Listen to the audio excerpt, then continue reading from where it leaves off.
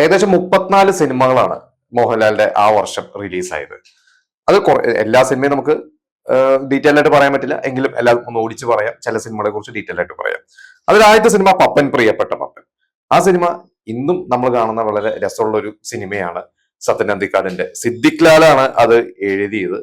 അവരുടെ ആദ്യത്തെ ഒരു സ്ക്രിപ്റ്റ് ആണ് അത്, അവർ സംവിധായകരാവുന്നതിന് മുമ്പുള്ള. നല്ല രസമുള്ള സിനിമയാണ്. പക്ഷെ ആ സിനിമ അന്ന് പരാജയമായിരുന്നു. അതിനെക്കുറിച്ച് പിന്നീട് എനിക്ക് സത്യൻ അന്തിക്കാട് തന്നെ സിദ്ദിഖ് ലാലൊക്കെ തന്നെ പറഞ്ഞിട്ടുണ്ട്. കാരണം ആ ഒരു സിനിമ ഈ മരണം എന്ന് പറയുന്നതിനെ ഒരു കോമഡി ആക്കി കാണിക്കുന്നത് അങ്ങനത്തെ സിനിമകൾ ഭൂരിഭാഗവും പരാജയപ്പെട്ടിട്ടേ ഉള്ളൂ മലയാള സിനിമയിൽ എടുത്തു നോക്കിക്കഴിഞ്ഞാൽ. അപ്പൊ അതായിരിക്കും അതിന്റെ ഒരു കാരണം.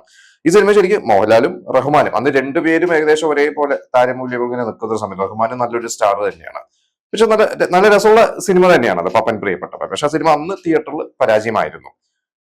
പിന്നെ ഒരു സിനിമയാണ് നിന്നിഷ്ടം എന്നിഷ്ടം.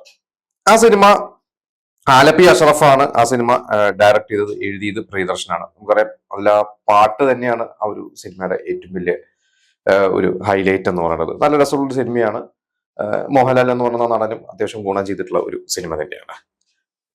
പിന്നെ ഒപ്പം ഒപ്പത്തിനൊപ്പം, സോമൻ അമ്പാട്ട് എന്ന ഡയറക്ടറാണ്. അദ്ദേഹം മുമ്പ് മനസ്സറിയാതെ എന്ന സിനിമയൊക്കെ മോഹൻലാൽ അതിൽ നെടുമുടി എന്ന മെയിൻ ക്യാരക്ടർ മോഹൻലാൽ നല്ലൊരു ക്യാരക്ടർ ചെയ്തിട്ടുണ്ട്. ഇതിൽ മോഹൻലാലും ശങ്കർ, മേനക ഇവരാണ് പ്രധാനപ്പെട്ട ക്യാരക്ടേഴ്സ് ചെയ്തിരിക്കുന്നത്.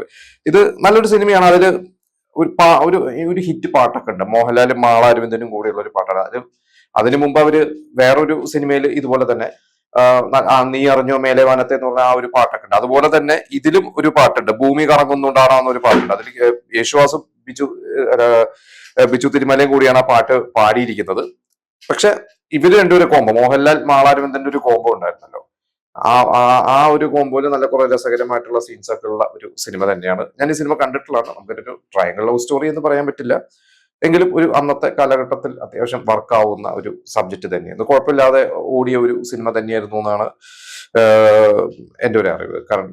കാരണം അന്ന് ശങ്കർ മേനക ഹിറ്റ് കോംബോയാണ്. കൂട്ടത്തിൽ മോഹൻലാലും ഈ ഒരു ഉയർന്നു വരുന്ന ഒരു സമയമായതുകൊണ്ട് ഇതുപോലെ ഒരു ഫാമിലി റോളുകൾ, പക്ഷെ ഒരിക്കലും ഒരു പോസിറ്റീവ് ക്യാരക്ടർ തന്നെയാണ് മോഹൻലാലിന്റെ. അതൊരു വില്ലനിസം ഒക്കെ നമുക്ക് തോന്നും, പക്ഷെ ഒരു പോസിറ്റീവ് ആയിട്ട് വരുന്ന ഒരു ക്യാരക്ടറിന്റെ ക്ലൈമാക്സ് മോഹൻലാലാണ് കൊണ്ടുപോകുന്നത്. ഞാൻ അത്രയും പറയാം. ബാക്കി ഡീറ്റെയിൽഡ് സിനിമ നിങ്ങൾ യൂട്യൂബിലുണ്ട്, കാണുക. പിന്നെ ഒരു സിനിമ മഴ പെയ്യുന്നു മതളം കൊട്ടുന്നു, പ്രിയദർശൻ ശ്രീനിവാസൻ കോംബോ. നമ്മുടെ പൂച്ചിക്കുരി മൂക്കുത്തിയും ബോയും ബോയിങ്ങിലൊക്കെ തുടങ്ങി അവരുടെ ഒരു കോംബോ തന്നെയാണ്.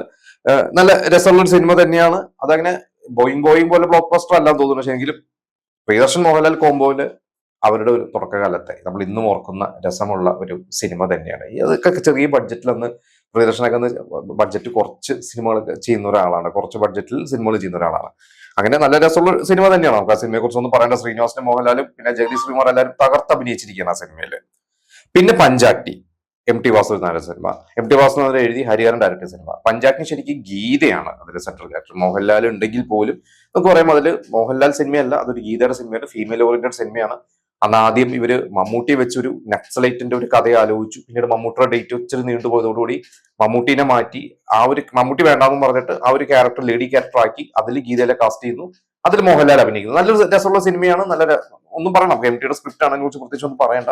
പക്ഷെ മോഹൻലാലിന് നല്ല ഒരു സോങ് ഉണ്ട്.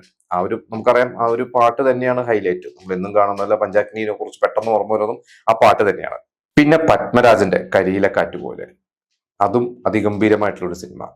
മമ്മൂട്ടി, മോഹൻലാൽ, റഹ്മാൻ 3 പേരുണ്ട്. അതിൽ ആരാണ് നായകൻ എന്ന് ചോദിച്ചാൽ നമുക്ക് പറയാൻ പറ്റില്ല. കാരണം മമ്മൂട്ടിയുടെ ക്യാരക്ടറിന് പ്രാധാന്യമുണ്ട്, മോഹൻലാലിന്റെ ക്യാരക്ടറിന് പ്രാധാന്യമുണ്ട്. റഹ്മാൻ ഒരു അനിയൻ ക്യാരക്ടറാണ്. പക്ഷെ ക്ലൈമാക്സോടൊക്കെ ആകുമ്പോൾ റഹ്മാന്റെ ക്യാരക്ടറിനും ഒരു പ്രാധാന്യം വരുന്നുണ്ട്. കരിയിലക്കാറ്റ് പോലെ മോഹൻലാലിന്റെ ഏറ്റവും മികച്ച പെർഫോമൻസുകളിൽ ഒരു പെർഫോമൻസ് തന്നെയാണ് അതിലെ പോലീസ് ഓഫീസറായിട്ടുള്ള മോഹൻലാലിന്റെ പെർഫോമൻസ്. പിന്നെ അഭയം തേടി എന്ന സിനിമ, IV ശശി, MT വാസുദേവൻ കൂട്ടിട്ട സിനിമ. മോഹൻലാലും ശോഭനയും സുകുമാരനും തിലകനും എല്ലാവരും കൂടി അഭിനയിച്ചിട്ടുള്ള നല്ലൊരു സിനിമ തന്നെയാണ്. പിന്നെ ഗീതം, സാജൻ, ചക്കരയുമ്മ സാജൻ എന്ന് വിളിക്കുന്ന ചക്കരയുമ്മയിലൂടെ ജനപ്രീതി നേടിയ സംവിധായകൻ. ഇത് SN സ്വാമിയാണ് ആ ഒരു സിനിമയുടെ സ്ക്രീൻ പ്ലേ എഴുതിയിരിക്കുന്നത്. നല്ലൊരു സിനിമ തന്നെയാണ്. അതിൽ മമ്മൂട്ടി, മോഹൻലാലും എല്ലാവരും കൂടി ഒരുമിച്ച് അഭിനയിച്ചിട്ടുണ്ട്. മമ്മൂട്ടിയാണ് അതിലെ ഒരു പ്രധാന കഥാപാത്രം എന്ന് പറയുന്നത്. ഈ ഒരു സിനിമയ്ക്ക് ശേഷമാണ് തോന്നുന്നു മോഹൻലാൽ സാജനയായിട്ട് ഒരു അഭിപ്രായ വ്യത്യാസത്തിന്റെ പേരിലോ ഡബിങ്ങിന് ഇടയിലുണ്ടായ ഒരു അഭിപ്രായ വ്യത്യാസത്തിന്റെ പേരിൽ പിന്നീട് അവർ തമ്മിൽ ഒന്നിച്ചിട്ടില്ല. സാജന പിന്നീട് മമ്മൂട്ടി മോഹൻലാൽ ഡേറ്റ് കൊടുത്തിട്ടില്ല. പിന്നെ വാർത്ത, IV ശശി, T ദാമോദരൻ കൂട്ടുന്ന സിനിമ. അതില് മമ്മൂട്ടി, മോഹൻലാൽ, റഹ്മാൻ, അന്നത്തെ ഐവിശേഷിയുടെ എല്ലാ താരങ്ങളും ഉണ്ട്.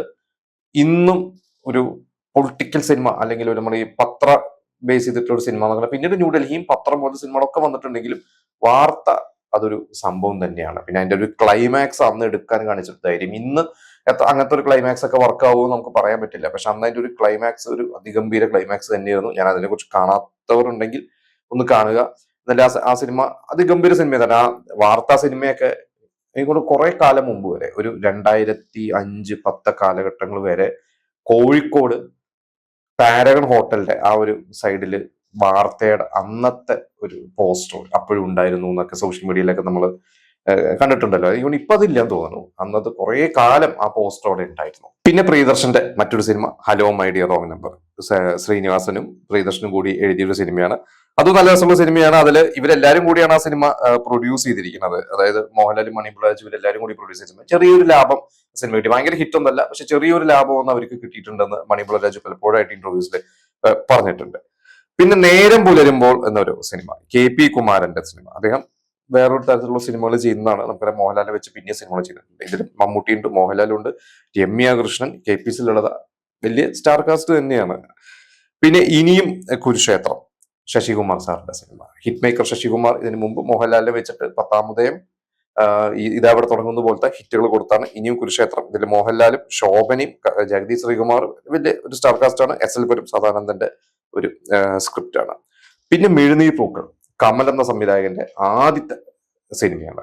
വളരെ സീരിയസ് ആയിട്ടുള്ള ഒരു സിനിമ. പക്ഷെ ആ സിനിമ അന്ന് തിയേറ്ററിൽ വേണ്ട പോലെ ഏറ്റില്ല. അത് അതിന്റെ ഒരു സബ്ജക്ട് തന്നെയായിരിക്കും. കാരണം നമുക്കറിയാം ആ ഒരു സിനിമയിൽ മോഹൻലാലിന്റെ ഒരു ക്യാരക്ടർ കണ്ടവർക്ക് അറിയാം അതിന്റെ ഒരു കഥ എന്താണെന്നുള്ളത്. പക്ഷെ കമൽ എന്ന ഡയറക്ടറെ അടയാളപ്പെടുത്തി അവിടെ നിന്ന് അങ്ങോട്ട് മോഹൻലാൽ വെച്ച് കുറെ സിനിമകൾ തുടർച്ചയായിട്ട് ചെയ്തിട്ടുണ്ട് കമൽ.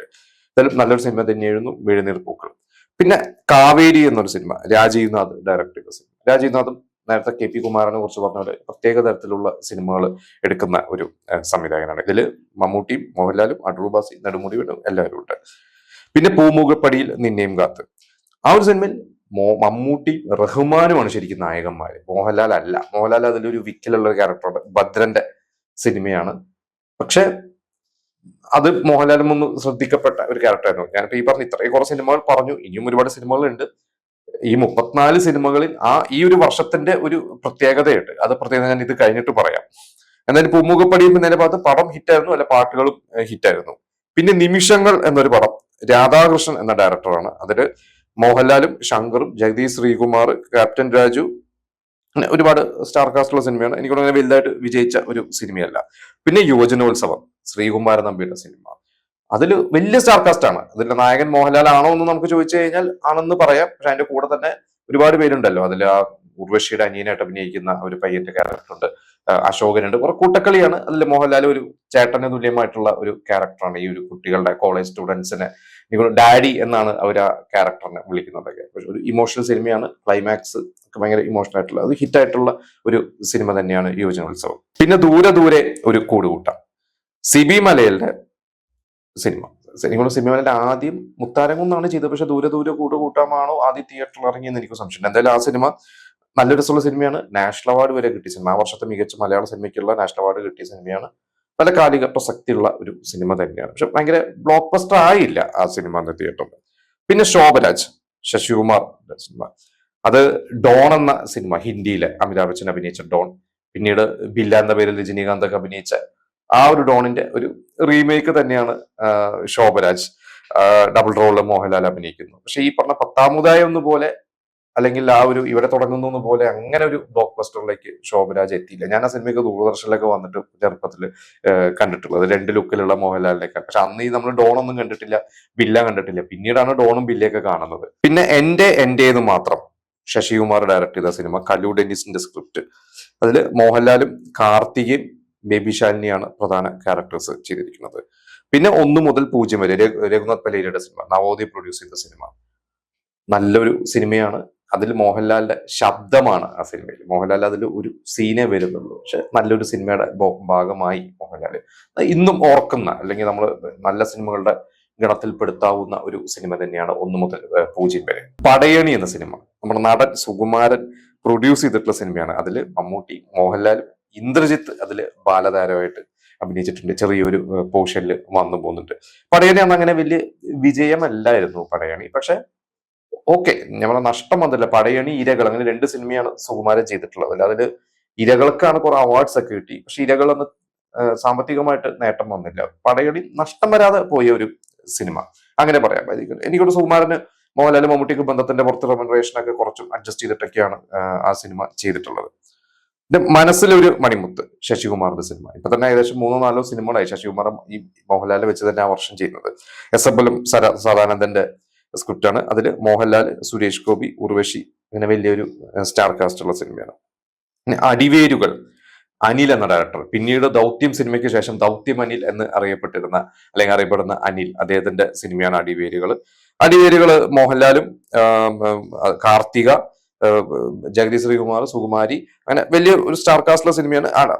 അടിവേരുകൾ എന്ന് പറയുന്ന ഒരു സിനിമയ്ക്ക് ശേഷമാണ് മോഹൻലാൽ പിന്നെയും അദ്ദേഹത്തിന്റെ ഡേറ്റ് കൊടുത്തു. പിന്നെ ദൗത്യം പോലത്തെ സിനിമകൾ സംഭവിക്കുന്നു, പിന്നെ സൂര്യഗായത്രി സംഭവിക്കുന്നു.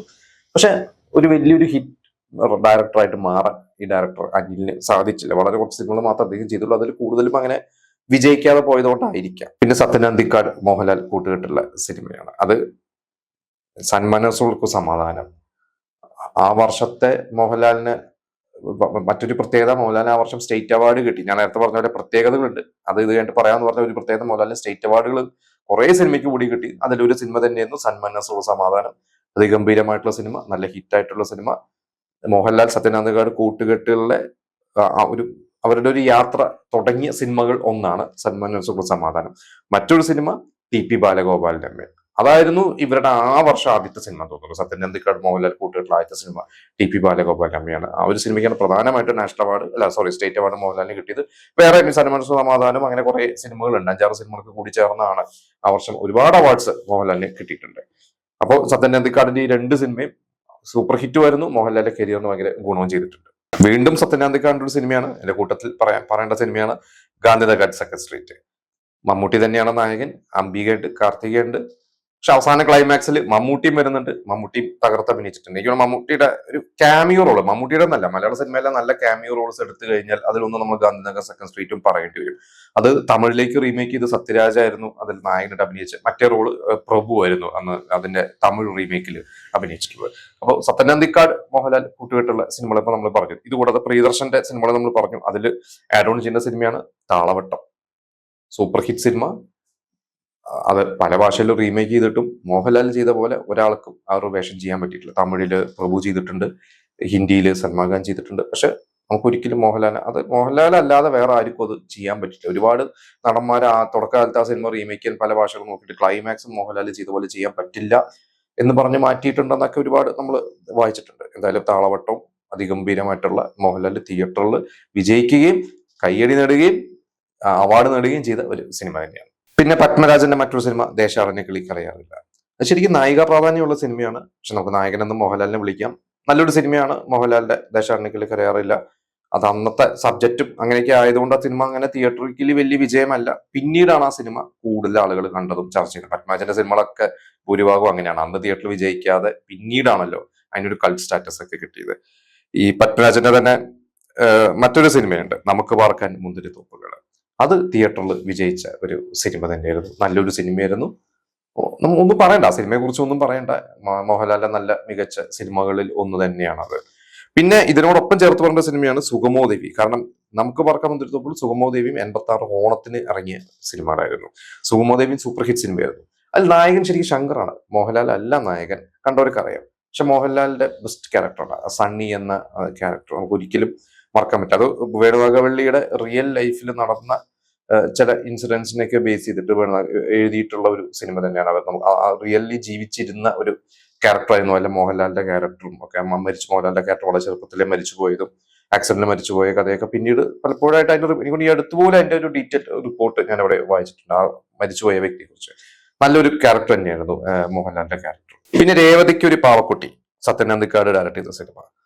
ആ സിനിമ രവി വെള്ളത്തോളിന്റെ ഒരു നാടകത്തിന്റെ അഡാപ്റ്റേഷൻ ആണ്. അതിൽ ഭരത് ഗോപി, മോഹൻലാലും രാധയാണ് അഭിനയിച്ചത്. പക്ഷെ നമ്മുടെ മറ്റ് സിനിമകൾ വെച്ച് നോക്കുമ്പോൾ, അപ്പൊ നമ്മൾ നേരത്തെ പറഞ്ഞ സത്യനന്ദിക്കാട് മോഹൻലാൽ വെച്ച TP ബാലഗോപാലിന്റെ സന്മനസ്സുകൾ സമാധാനവും അതുപോലൊരു വിജയമോ അല്ലെങ്കിൽ നമ്മൾ റിപ്പീറ്റ് ആയിട്ട് കാണുന്ന ഒരു സിനിമയല്ല ഇന്ന്. നമ്മൾ സത്യനന്ദിക്കാട് സിനിമകളിൽ റിപ്പീറ്റ് ആയിട്ട് കാണാത്ത കുറച്ച് സിനിമകൾ എടുത്താൽ അതിലൊരു സിനിമയായിരിക്കും തോന്നുന്നു. രേവതി അധികം പേരൊന്നും പറഞ്ഞും കേട്ടിട്ടില്ല ആ സിനിമയെ കുറിച്ച്. അതുകൊണ്ട് ആ സിനിമ അങ്ങനെ തിയേറ്ററിൽ അങ്ങനെ വലിയ ഒരു വിജയവുമല്ലായിരുന്നു. പിന്നെ കുഞ്ഞാറ്റക്കിളികൾ എന്ന സിനിമയുണ്ട്, ശശികുമാർ എസ് എൽ പുരം സദാനന്ദന്റെ സിനിമ. മോഹൻലാലും ശോഭനയും ഒക്കെ അഭിനയിച്ചിട്ടുള്ള ഒരു സിനിമയാണ്. നല്ലൊരു സിനിമയാണ്. അത് ടി വിയിൽ വന്നിട്ട് ഒരിക്കൽ ഞാൻ കണ്ടിട്ടുണ്ട്. കാരണം അതിൽ ശോഭന ഇവര് ഒരു കസിൻസ് വെക്കേഷൻ ഒരുമിച്ച് കൂടുന്നതോ അങ്ങനെ എന്തോ ആണ് അതിന്റെ ഒരു കഥ. നല്ലൊരു പാവം ക്യാരക്ടറാണ് മോഹൻലാൽ ഒരു സിനിമയിൽ ചെയ്തിട്ടുള്ളത്. ഇനി നമ്മൾ ആദ്യം തുടങ്ങുമ്പോൾ തന്നെ പറഞ്ഞ സിനിമ രാജാവിന്റെ മകൻ. രാജാവിന്റെ മകൻ സിനിമ മോഹൻലാലിന്റെ കരിയറിൽ എന്താക്കി മോഹൻലാലിനെ നമ്മൾ പറയേണ്ട കാര്യമില്ല.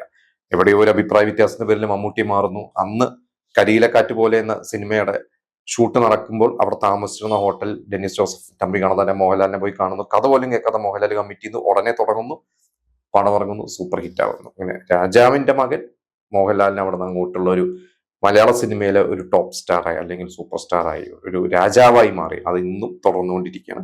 അതിനൊരു കാരണം തന്നെയാണ് രാജാവിന്റെ മകൻ. ഇപ്പൊ 1986 എന്ന് പറയുന്ന ഒരു വർഷം നമ്മൾ നേരത്തെ പറഞ്ഞുകൊണ്ട് ഒരുപാട് പ്രത്യേകതകൾ. ഒന്ന്, മോഹൻലാലിനെ സൂപ്പർ സ്റ്റാർ ആക്കിയ വർഷം രാജാവിന്റെ മകൻ എന്ന സിനിമയിലൂടെ മോഹൻലാലിന് ഒരുപാട് അവാർഡ്സ് കിട്ടി. അതായത് ആദ്യമായിട്ട് മികച്ച നടനുള്ള സംസ്ഥാന അവാർഡ് കിട്ടിയ ഒരു വർഷം. പിന്നെ നായകനായും സൈഡ് റോളുകളും അല്ലെങ്കിൽ അങ്ങനത്തെ കൂട്ടക്കളി റോളുകളും എല്ലാം ഒരുമിച്ച് ചെയ്ത ഒരു വർഷം. അതായത് സുഗമോദേവി എന്ന സിനിമയിൽ വേണമെങ്കിൽ ഒരു സപ്പോർട്ടിങ് റോൾ എന്ന് പറയാം. അപ്പുറത്ത് ഈ ഭദ്രന്റെ സിനിമയിൽ മോഹൻലാലും റഹ്മാനും അഭിനയിച്ച സിനിമയിൽ ഒരു നെഗറ്റീവ് ടച്ചിലുള്ള ഒരു ക്യാരക്ടർ എന്ന് പറയും. അതേ വർഷം തന്നെ രാജാവിന്റെ മകൻ പോലത്തെ സിനിമകളും സത്യൻ അന്തിക്കാടിന്റെ സിനിമകളിലൊക്കെ അതിഗംഭീരമായിട്ടുള്ള നായിക വേഷങ്ങൾ ചെയ്യുന്നു. അങ്ങനെ എല്ലാം ചെയ്ത് ആ ഒരു വർഷം ഒരു മോഹൻലാലിന്റെ കരിയറിൽ ഒരു ടേണിംഗ് പോയിന്റ് ആയ ഒരു വർഷം തന്നെയാണ് 1986 എന്ന് പറയുന്നത്.